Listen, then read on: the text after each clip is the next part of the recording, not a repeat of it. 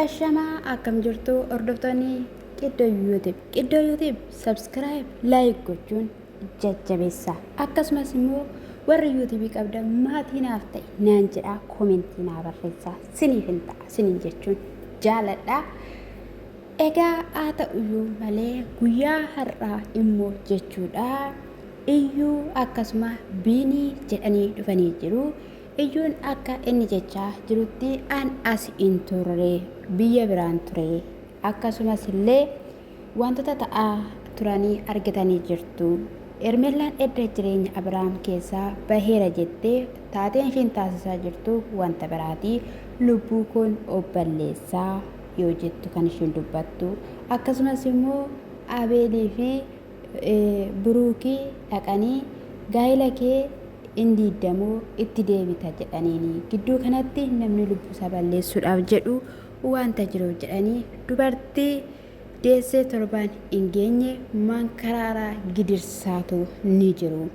Haa ta'uyyuu malee immoo biiniin naasofsiisee ture. Akka inni naasofsiisaa turettis immoo akka dhandhee ishii dubbisnuudha yoo jedhu dubbateetu jira jechuudha. Asumaanis immoo kan hin galateeffadhu biinidha. Wanta nuti hundumti keenyayyuu hin goone taasiseetu jira. Ruuttaa bukkee jira. Maal dhabdee maaltu siif haa ta'u jechuudhaani yoo jedhullee dubbatee jira. Osuma kanaan jedhu egaa biiniin hin dhufe. Biiniinis immoo nuti kaleessa hiyyuu Ermeellaan jaalala Abiraam qabdi gaafa nuti jechaa jirru Buruukii fi Abeel hin ta'u jedhaniini amma immoo mankaraarsaadha kan isaan jiranii. Ruuttaa fi Abiraam gaafa wal arganii waliidhaan haasawanii wal barbaadu wal fedhuu irraa mul'ataa irraa ifaa.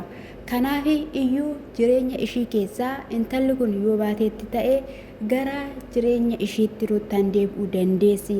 Kana ta'uu baateera taanaan garuu Ruuttaan ni sodaatti itti hin deebitu yoo jedhan dubbataniitu jiru jechuudha. Egaa inni kun beekamaadha. Hundumtiyyuu ni beeka. Jalqabumayyuu akka ishiin jaalala Abiraam barbaaddu dhiirummaa keessa nama jiruyyuu miti dhugaa dubbachuuf akkaataan ishiin taasisaa turte waccisiisaa kan turedha jechuudha. Hordoftoota marayyuu jechuudha. Egaa kana gidduutti dhugaadha anillee marqaallee hin nyaanne jedheetoo jira jechuudha. Egaa hiyyuuni nan nyaadha rakkoon hin jiru baalamowaadha aatii Ruuttaayyee intalli eenyurraa akka dhalatte agarsiisaniitoo jiru yoo jedhullee dubbatee jira jechuudha. Egaa waan baay'ee haasawaniitoo jiru.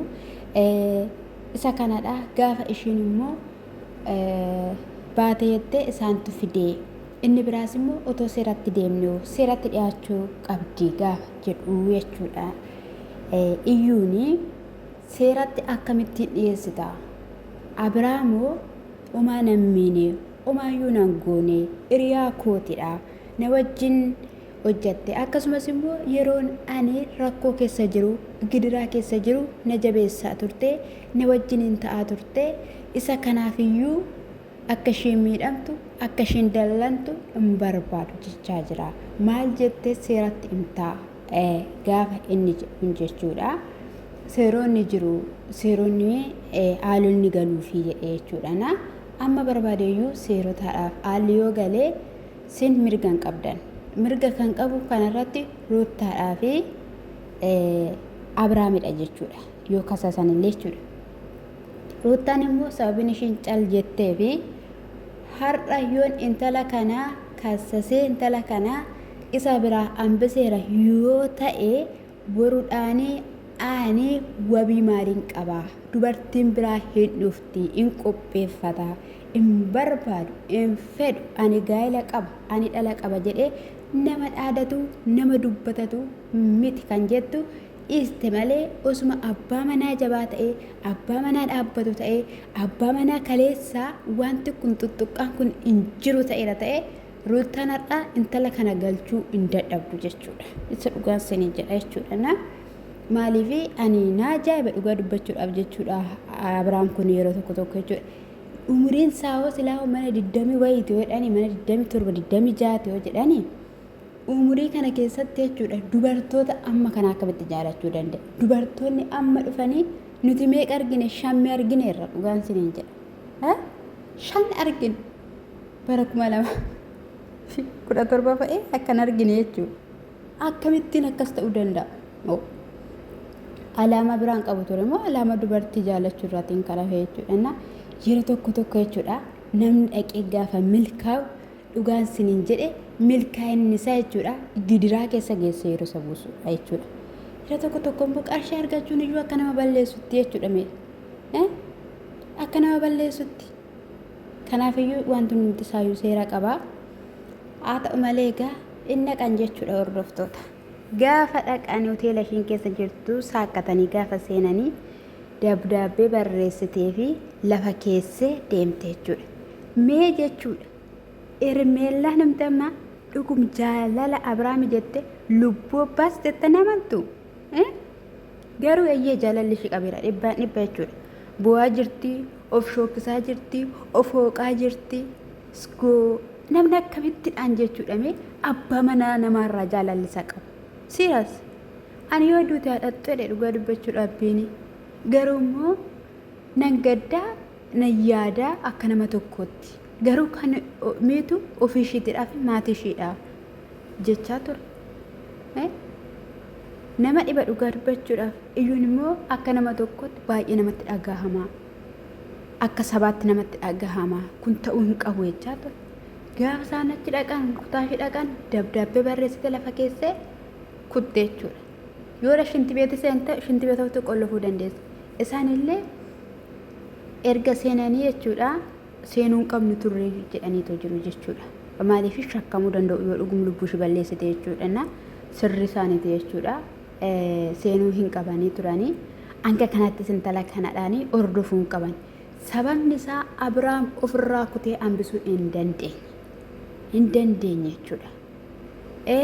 Yoo dhugumas immoo akkuma jedhamu irratti hojjetame irratti taphatame akka jedhamu iyyuu miti ta'eera malee wantichi.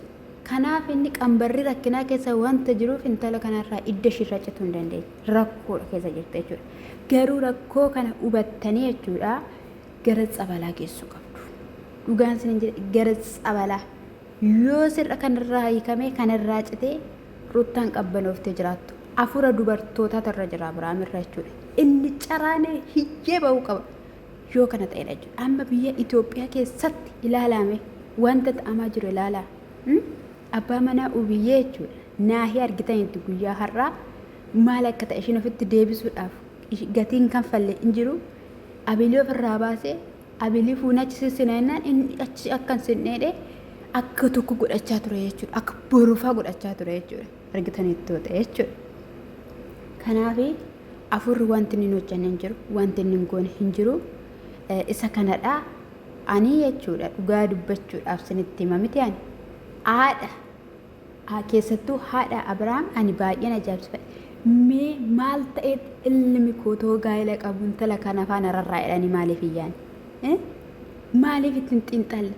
Ati mee booda ishiin namaaf hin buuname hin jiru, wanti ishiin namaaf hin taaname hin jiru dhugaan siniin jedhe. Lafti ishiin namaaf hin seenne iddoon ishiin namaaf hin dhaqne hin jiru. Isa dhugaa. Ani yeroo tokko beektu obboleessa koo tokkotu jiranaa bakka baay'ee rakkisa ture armee. Armeen jechuudha carqisaa fudhattee waaldaa geessitee jechuudha daaraatti dirreettee galchiteettu uwwiste jechuudha. Har'a garuu gooftaan yaadateetoo jira jechuudha. Waan baay'eedha jechuudha. Kanii yeroo tokko nama rakkisu hojii namaa harka namaatiin. Namni immoo yeroo hundumayyuu gaarii si yaaddatu hin taane ammina si yaaddeettudha. Xaxaa asirratti xaxxee jechuudha. Jireenya akkatti hin jiraanne akkatti hin boqonneef jechuudha. Isa kana dhagaayii Abrahaamitti bilbilanii turanii Ermeellaan dabdaabbee lafa keessatti deemtee dabdaabbichi immoo ana akkanan seenee ana akkanan seenee jireenya gaarii jireenya bareedaa fataayil jiraadhu. Wayni utuu qabanii laxallaxanii kana isa dhugaan siniin jedhe ejjummaadhaan kun ijoo ejjummaa sagaagalummaadhaan karaa biraatiin jechuudha. Isa kanadhaan biraa immoo jechuudha Eelushaa. Eeliifi yaab immoo wanta keessa jiran ni beektu jechuudha. Amma immoo yaab daqiiqaa tokko keessatti intala irraanfatee gara eeluu ta'ee jira jechuudha. Kun dogoggora immoo akka koottis jechuudha. maaliif intala ishii sanaanis haasofsiisee bilbila cufateedhaan miseejii barreessinaan miseejii deebisuu dideettee intalli dhuftee jirti jechuudha. Diduun qabu deebisuu dhiisuun qabu deebisuu qaba eeluunis mirachuu qaba tasgabbeessuun qaba ishee sanas jedhee jechuudha. Keekii qopheeffatanii baqa gammachuu isaanii ibsachaa turan jechuudha. Kun baay'ee nama gammachiisa. Firee jechuun dhala jechuun uumarraa kan namaa kennamu waan ta'eef jechuudha. Osoo isaanii akkasitti dhaan ibsachaa jiranii kolfaa jiranii intalli duubaan itti dhuftee akkas gochaa turte luulis hin dhufee eenyudha tokko maqaa sana irraanfadhee mucaan sunis dhufee jechuudha. Gidduutti bakka utuma akkas jedhanii akka isheen ulfooftee itti amanteetumaayyii kanatti fudhattee isa biraanis immoo maaliif ani isin gaddisiisuudha anaaf maaliif hin hubanne jechaanidha kan turtee.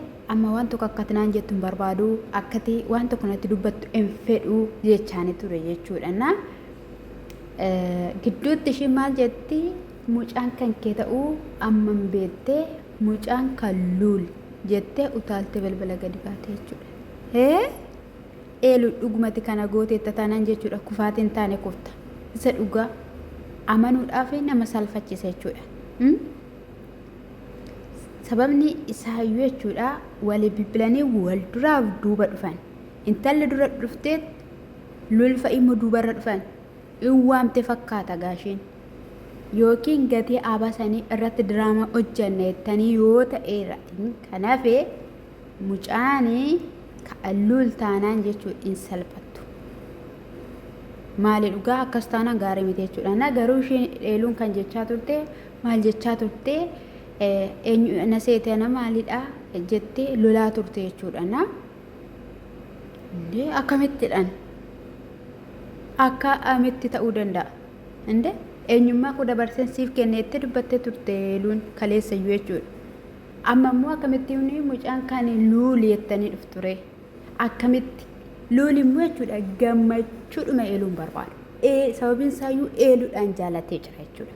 Bakka wal bukkee oofee wal fuuldura hoofee maal si galche edda ishiin nan ulfaaye jette bakka moo akkami moo ulfa sana baattee gara kee akka dhuftu barbaadde. Eeluun immoo isaaf ulfooftee yaabiin akkas hin jettu isayyuu maatii baay'ee kabajji hordoftoota baay'ee kabajji eeluun. Iddoo namaaf qabdi lafa namaaf qabdi isa dhugaa irraa mul'ata waan ta'eef jechuudha hojii isheetiraan. Garuu immoo yeroo akkana jedhamu gaarii miti. Innis inna'ee jechuudha. Sana booda waan tokko himeen nan baay'ee jechuudha. Yeroo kanatti eeluu waan tokko sitti himaa sila ofii isaatidhaa fi akkas godhuu fi si'insi amanuu dhabee jedhe. Inni balbala gadi ba'ee isheenis galatoomi jettee kiraamoo eenyudha mucaan sun kiraan dheeran natti fakkaatee inni biratti hafee eeluu maalidha kan ta'aa jiru jechaanii ture jechuudha. Innaa mana kimii dhaquu hin danda'ama cheekii gochuun hin danda'ama naani yaab innaqu maaliifan naqaa hin barbaachisu garuu ani mukaan dhalli kun kan namaa ta'uu dhiisiitii dhugumatti garaatti hin banneyyuu taanaanii waan hin taanedha jechaanii ture jechuudha. Waan hin taane namni ijoo qotee boodhum namaa qotaa oola jechuudha. Hojii biraan qabu. Jireenyi namaa keessa namni isin kaattanii borcitanii waliin dhooftan maalidha? Keessa inni bor akkasumatti waliin dhaama. Eeyyeen tallee jechuudha. Intallumti kun iyyuutti deebi'uun qabdu turte. Isa dhugaan siniin jedhan immoo. Eeluun qalabatii godhatteetti. Qalabatii keeyyatteetti. Aarteetii eeluunis baay'ee simmeetaawwi taati hin beektu jechuudha. Aarte qalabatii sana ofirraa darbatte. Erga ofirraa darbatte immoo dhaqee immoo kun immoo ofitti deebise. Itti deebi'uun qabdu. Isa sigatee deeme ittiin deebi'in abadan. Maaliif jennaani bishaan tokko yoo gadi nam'irate qulqulluu isaa gadi nam'e deebiftee gaafate ammaartu boorawaadha. Dhuguu hin dandeessu. Ittiin hojjechuu hin dandeessu. Namni sigatee deeme sunis akkasuma boora haadha jechuudha. Waa meeqa tuttuqee dhufa, waa meeqa jedhee dhufa. Gaafa kana immoo jireenyi kee maal ta'aa deebi'ee warri kutaa boorawaa ta'a jechuudha. Isa kana sinin jechuun jaalladhaa የማንኛውም ገመቹን ኬሰን ገመቹ ኬኛ namni hundumtaa akka gammadu barbaanna nuti isiniin jedha eebbifamaa shaalaw